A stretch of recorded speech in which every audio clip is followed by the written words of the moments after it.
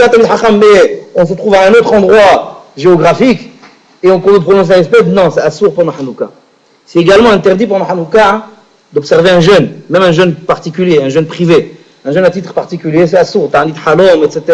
C'est assour pendant Hanouka. Même, par exemple, les ta'anit, comme certains, ils ont le minhag de jeûner le jour de Yartzeit, le jour de la Azkara d'un père ou d'une mère, si ça tombe pendant Hanouka, ils doivent repousser le jeûne. Ils doivent repousser le jeûne. Si un jour de Azkara d'un père ou d'une mère tombe pendant Hanouka, le jeûne doit être repoussé après Hanouka. Pourquoi? Parce que c'est assour de jeûner pendant Hanouka, même à titre privé. Il y a un minhag tradition selon laquelle les femmes n'effectuent pas de travaux manuels, comme par exemple coudre, broder, etc., et tisser des fils, tricoter, etc., des travaux minutieux manuels, pendant que les nérotes de Hanouka brûlent. Pendant que les nérotes brûlent, les femmes ont le minhag, à ce moment-là, de ne pas effectuer de travaux manuels. De travaux, quand je dis manuels, ça veut dire, comme les exemples que j'ai cités, par exemple coudre, ou tricoter, ou broder, ou tisser, des choses comme ça. Il y a plusieurs raisons à ce minhag. Le Gaon Arbet s'écrit dans Mourouktia que c'est simplement, ce minhag vient simplement afin d'indiquer qu'il est interdit de faire quoi que ce soit à la lueur des nérotes Hanouka.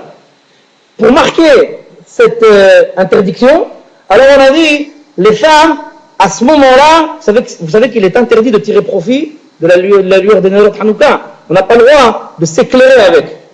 C'est assourd de s'éclairer. Machéen Ken, les nérotes de Shabbat. Ce qui n'est pas le cas des nérotes de Shabbat. Les nérotes de Shabbat, justement, ils ont pour vocation d'éclairer la pièce. On n'a pas le droit de lire simplement à la lueur des nérotes de Shabbat. Mais à part lire, tout est permis. Manger à la lueur des nérotes de Shabbat, c'est mitzvah au contraire. Les nérotes de Shabbat ont justement pour vocation d'éclairer. Les nérotes Hanouka n'ont pas pour vocation d'éclairer. Elles ont pour vocation de commémorer un nes, pirsum un nes, de diffuser, de divulguer un nes. Donc on n'a pas le droit de s'en servir pour s'éclairer, c'est assourd. Et comme c'est assourd, dit le Gaon Arbet, comme il est interdit de tirer profit, de s'éclairer de la lueur des nérotes Hanouka, alors on a instauré un minhag, on a instauré une tradition selon laquelle les femmes, pendant tout le temps où les nérotes brûlent, elles n'effectuent pas, à ce moment-là, elles n'effectuent pas de travaux manuels, ni à la lueur, ni pas à la lueur, c'est-à-dire pour marquer le coup, pour dire voilà, pour bien montrer aux gens qu'à ce moment-là, on n'a pas le droit de faire quoi que ce soit à la lueur de nérotes Hanouka. Et pourquoi les femmes? Le dernier Arbet dit, parce que, je m'excuse, c'est pas très élégant ce que je vais dire pour nos chères dames, nos chères demoiselles, mais en tout cas, je cite les propos du Gaon Arbet, c'est pas moi qui l'ai dit, il dit parce que les femmes, quand on leur, je vais essayer de le dire un peu pitounien, comme ça fait moins violent, ouais. Alors, il dit parce que les femmes, en fait, généralement les dames, quand on rigole déjà, quand on leur rentre, en fait, une notion assez terre à terre, elles en font quelque chose de monumental. Je crois que je me suis bien tiré là. Ouais. Elles en font quelque chose pour elles, même si c'est très simple, parce qu'en fait, regardez, franchement, réfléchissez 2 secondes. Bon, enfin, vous êtes des femmes, mais bon. Réfléchissez 2 secondes. C'est pas compliqué à comprendre. Le truc, c'est quoi? C'est qu'il y a une halakha selon laquelle c'est assuré de tirer profit de la lueur de notre Hanouka. Pour marquer cette halakha, on instaure qu'il est interdit pendant toute la durée, pendant tout le temps où les nérotes brûlent, il est interdit d'effectuer des travaux manuels, style, coudre, etc. Donc c'est pas compliqué.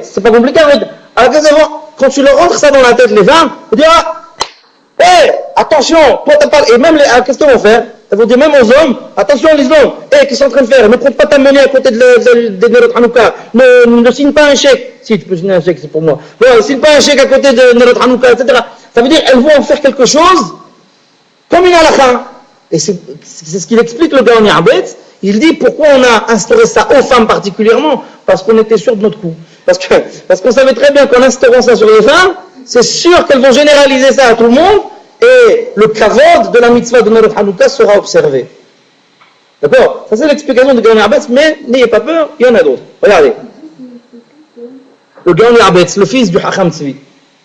Le Gaon Arbet dans Mourouktia.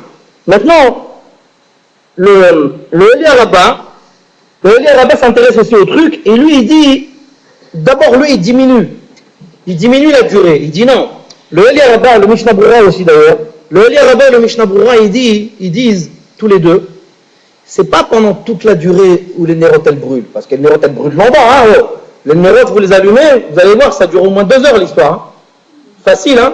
Les nérotes, pas avec les cierges, là, ouais, pas avec les bougies, ouais, barminan, les fioles là on peut dire fioles là, ouais, là c'est approprié. Les trucs là qui vendent dans le commerce, les yeux de la tête, ouais, là, les voleurs qui vendent ça, ouais, ils font 80% de marge là dessus. Donc regardez, ça là, ces petits trucs là qui vendent dans le commerce, ça dure au moins 2 heures, facile, des fois même 3, ouais. Alors, si on dit, regardez, si on dit que c'est pendant toute la durée que le nérote brûle, ouais, ça veut dire pendant 3 heures, la Zizette elle est comme ça, et je fais la grève, ouais. Donc non, le Eli Rabbah et le Mishnah Berurah, ils disent non, c'est pas pendant toute la durée de consommation, de combustion des nérotes. C'est pas ça. Ils disent pendant la première demi-heure de combustion. Pendant la première demi-heure où elle brûle, c'est-à-dire à partir du moment où on les allume, top chrono, 30 minutes. À partir du moment où on les allume, top chrono, 30 minutes, pause café. Ouais. Déjà, c'est ça, je dirais après tu peux me les éteindre. Alors, à partir du moment où tu les allumes, top chrono, tu comptes 30 minutes, c'est pendant ces 30 minutes-là que les femmes, d'après le Eli Rabbah et le Mishnah Berurah, que les femmes ont le minhag de ne pas faire d'activité manuelle du style de celle qu'on a citée. Comme ça disent le Eli Rabbah et le Mishnah Berurah. Elle peut faire la vaisselle, elle peut faire le ménage, elle peut faire ce qu'elle veut. L'essentiel, c'est que ce ne soit pas des travaux manuels minutieux, du style, la catégorie que j'ai citée. La catégorie que j'ai citée, c'est quoi? Coudre, broder, tricoter, ouais, des choses comme ça qui sont minutieuses. Ouais, ok. Pardon? Parce que justement, parce que c'est ce qui nécessite généralement une lueur plus minutieuse.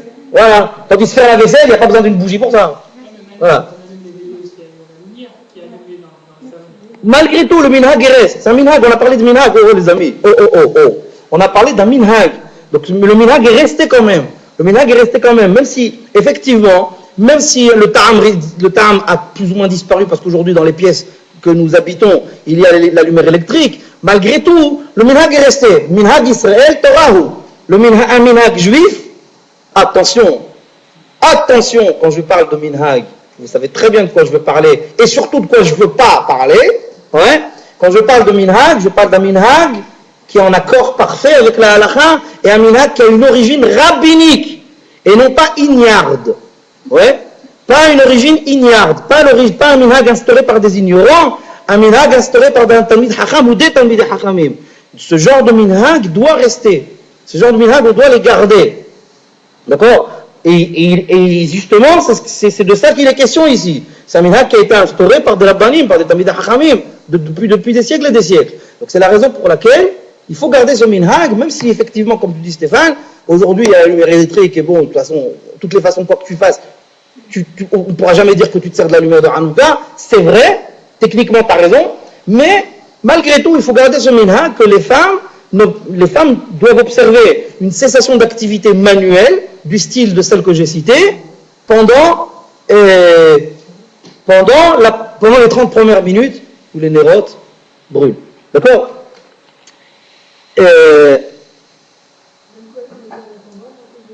Pardon? La demi-heure, on en fait quoi? Ah, par exemple, oui, absolument. Vous pouvez en profiter pour... voilà, très bien. Et justement, donc, pour répondre à la question qu'il a dit, je crois, c'est David Robatch, je crois, qu'en est-il d'autres activités qui ne sont pas des activités minutieuses?